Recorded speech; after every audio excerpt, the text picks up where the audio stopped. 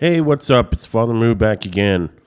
There's a little comment on one of my videos recently, and when I saw that comment, I replied, and I thought that was reasonable enough, but over the weekend I was thinking about it more, and I realized it required a little bit deeper response, which I'm going to do quickly in this video. So first of all, let's just look at the comment, which is from a user named Cineas Media, and here's their comment. This is a nice series. And thanks for removing the background music. But it seems an awful lot of modules and faff for just that random signal. Isn't there something that can generate a quantized stochastic stream of control data without using one of your voices and the disting and a passive attenuator? I'm not even going to go into my original response right now. You can read it if you want. The real thing I want to say after having thought about this for a bit longer is you're right. I mean, there's two issues here. Number one, designers of eurorack modules never intended them to end up in systems as small as the one I'm demonstrating in this series.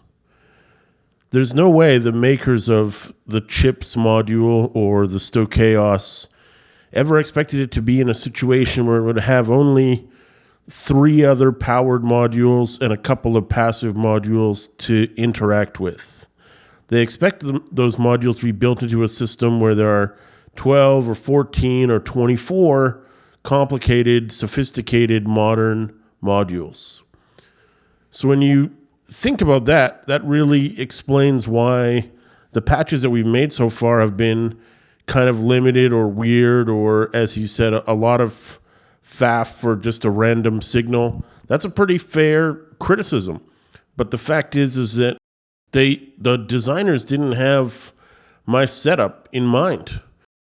And although the case makers who make the small cases are happy to make and sell those to you, I think they're not expecting someone to use 4 to 6 modules in a standalone setup and really have that be what we would call a complex or sophisticated musical instrument.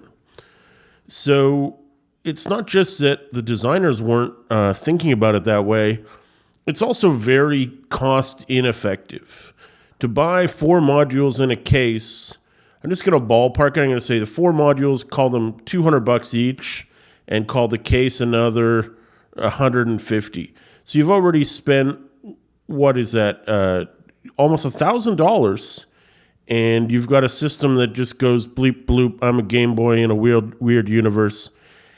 That's not very cost effective. You could buy 1 or 2 Korg Volcas and get more oscillators and more sequencing in a smaller space and make something that sounds a heck of a lot more like music. These days you can get 2 Volcas for like $300.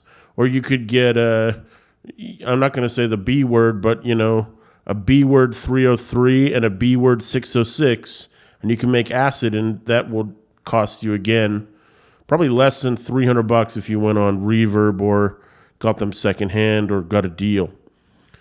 So actually, I own a B word 606, and I paid like $120 for it. So there you go. So, and it sounds great, by the way. So I guess my point here is I'm really making these little systems as an exercise.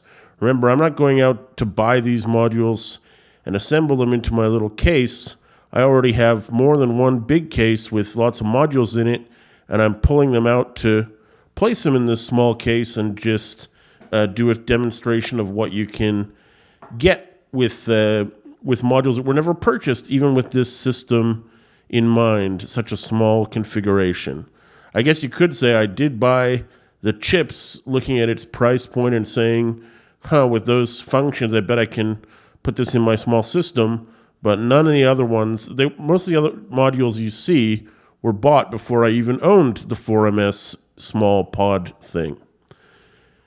The other point I want to quickly make while I'm not wasting your time here is even if you do better than I've done so far, and you take a few very carefully selected modules and you put them together in a small case, you can get it to make an awesome sound, but it'll pretty much make only one sound.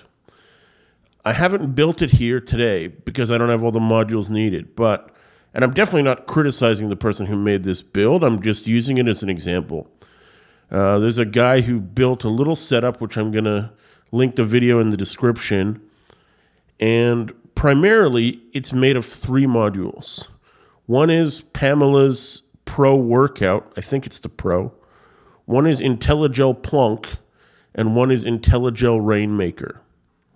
So if you build this system, I don't own 2 of those 3 modules, but I can tell you what it'll do. Pamela's will make a clock, and it'll make some quantized notes, and it will feed those into the Rainmaker and into the Plonk. The notes that go into the Plonk and the gates that trigger the Plonk will make sounds like mallet sounds, like a xylophone or a wooden xylophone or a marimba or something like that. And then those notes will go into the Rainmaker, and because the Rainmaker is clocked to Pamela's, it will play like pretty little timed delays. So you'll get these patterns of echoing mallets playing semi-random notes from a pleasing little ambient setup, and that's what it'll do. But it'll only kind of do that. Like, you can set the Rainmaker a bit differently, and you can say, okay, I'm going to have the Plonk do, a drum sound this time instead of a mallet sound. But pretty much what it's set up to do is to make mallet sounds and delay them, and that's it.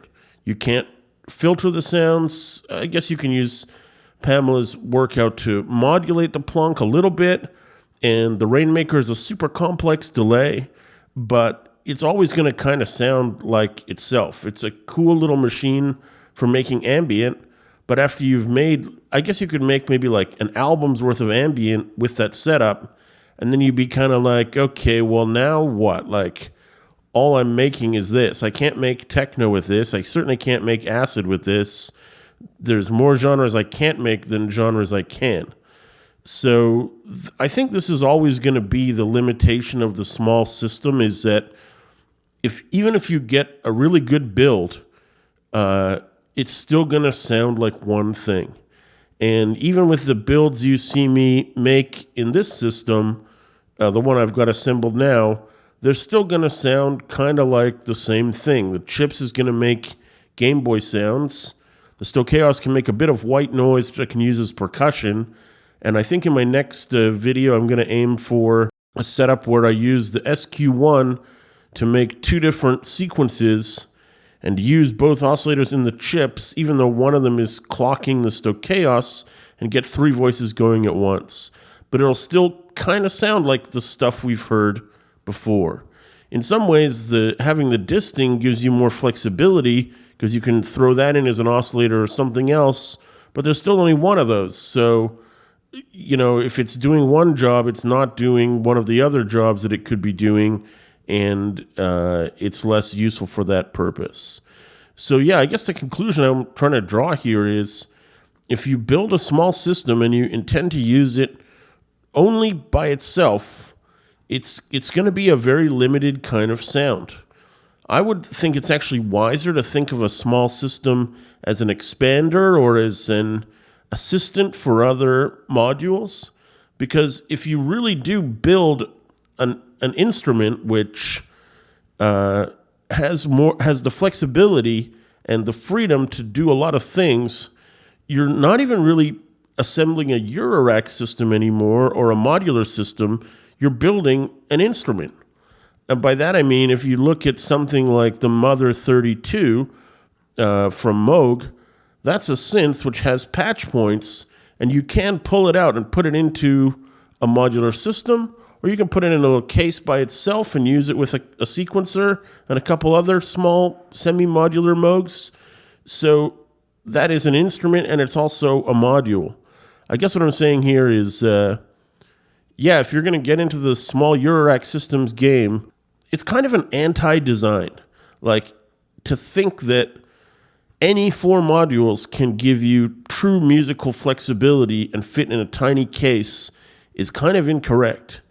you can build a little standalone system that makes interesting sounds, but it's not going to be cost effective. And it's also not going to be design effective in the sense that something like the Stochaos, which has, 8 or 9 random gate outs and 4 CV outs, if it doesn't have 8 modules to feed those 8 gate outs to, then you're not really using the functionality you paid for. So, this I think is a very important consideration to keep in mind. And I'm glad Cineas Media made that comment so I could think about it and respond to it. And I think it's a serious criticism, and I thought I'd just make this short video to express how I feel about that. So thanks for listening. Back with another video very soon. Father Moo out.